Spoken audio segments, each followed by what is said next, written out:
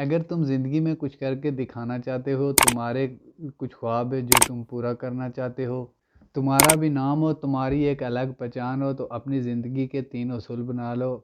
سب سے پہلی بات یہ ہے کہ آپ اپنی بھینس کو پہاڑ سے گرا دو۔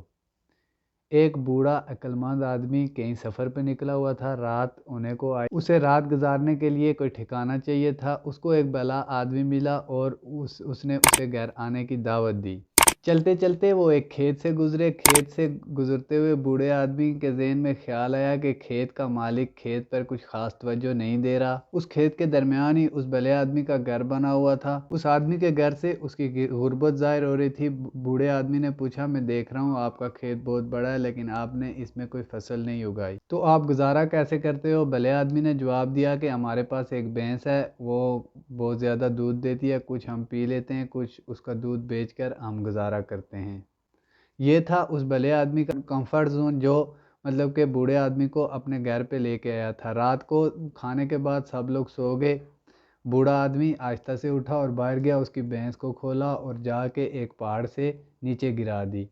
صبح جب وہ بندہ اٹھا تو وہ اپنی بھینس غائب دیکھ کر وہ بہت پریشان ہوا، کیونکہ اس کا واحد ذریعہ روزی کا یہی تھا، بھینس سے مطلب کہ دودھ وغیرہ بیچ کے وہ اپنی روزی روٹی بنا رہا تھا۔ تو بہت سوچنے کے بعد اس کے ذہن میں خیال آیا کہ کھیت میں مطلب کہ کوئی فصل اگائی جائے۔ اس نے بیج ڈالے اور اس کی اچھی بھلی مطلب کہ فصل ہوئی اور وہ ایک اچھی زندگی گزارنے لگا۔ یہ تھا اس بندے کا کمفرٹ زون۔ مطلب کہ کہنے کا مطلب یہ ہے پہلی بات سے کہ آپ نے اپنی بھینس کو پہاڑ سے گرانا ہوگا۔ دوسرا اصول یہ بنانا کہ زندگی میں آنے والی تنگی اور تکلیفوں کو اپنی اپرچونٹی بنانا۔ ہر مشکل کے اندر ایک موقع ہوتا ہے، ایک اپرچونٹی ہوتی ہے۔ دوستو، ایگل ہمیشہ تیز ہواؤں کے طوفان کی تلاش میں ہوتا ہے۔ جب کبھی تیز ہوائیں چلنا شروع ہوتی ہیں، بادل اکٹھے ہوتے ہیں، یہ ایکسائٹڈ ہو جاتا ہے، یہ اس طوفان کی طرف ٹریول کرتا ہے۔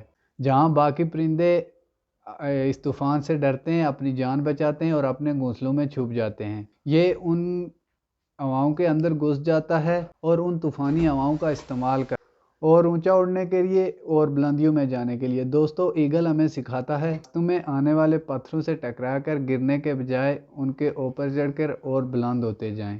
ان پتھروں کو اپنے لیے رکاوٹ بننے کے بجائے ان کی سیڑھیاں بنائیں۔ زندگی میں آنے والی مشکلوں کو اپنے لیے اپرچونٹی بنانا سیکھیں۔ زندگی میں آنے والی مشکلوں سے ڈرنا نہیں چاہیے، ان میں چھپی اپرچونٹی کو تلاش کرنا چاہیے۔ یہ تو آپ کو کچھ سکھانے کے لیے آتی ہیں، آپ کو اور اونچا اڑانے کے لیے آتی ہیں۔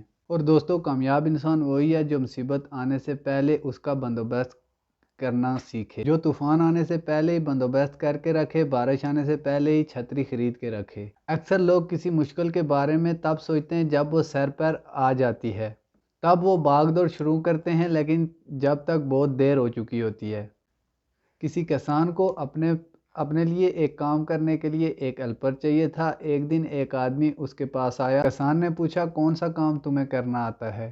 کون سی خوبی ہے تمہارے اندر؟ تو اس آدمی نے بڑا ہی عجیب جواب دیا، I can sleep peacefully when the storm come and the rain come، کہ جب کوئی طوفان آئے گا یا بارش آئے گی میں سو سکتا ہوں۔ اب کسان کو اس کی بات بڑی عجیب لگی کہ جب طوفان آئے گا تو میں سو سکتا ہوں۔ کسان کو یہ بات سمجھ تو نہیں آئی، لیکن اس نے اس آدمی کے اس عجیب جواب سن کر اس کو اپنے ساتھ نوکری پر رکھ لیا۔ اب دونوں نے مل کر کھیت میں کام شروع کر دیا۔ فصل اچھی ہونے لگی تھی۔ ایک دن کسان سو رہا تھا کہ تیز ہوا کی وجہ سے اس کے کمرے کی کھڑکیاں بجنے لگی، اس کی آنکھ کھل گئی۔